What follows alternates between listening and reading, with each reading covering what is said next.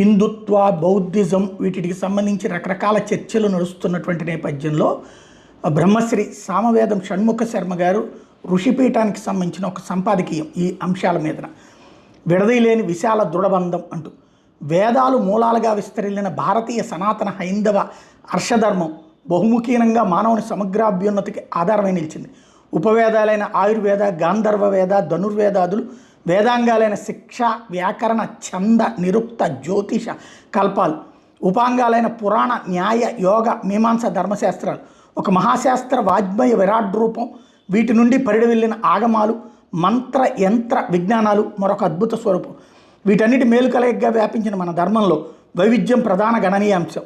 ఎవరి మానసిక భౌతిక స్థాయికి తగిన విధంగా మార్గాలను పటిష్టపరిచిన ఈ సంస్కృతి దీప్తులను ప్రపంచ మేధావులు గౌరవించి శిరసా వహిస్తున్నారు. అయితే ఈ ధర్మంలోని భిన్న భిన్న మార్గాల్లో కొన్నింటిని రుచించని వారు మరి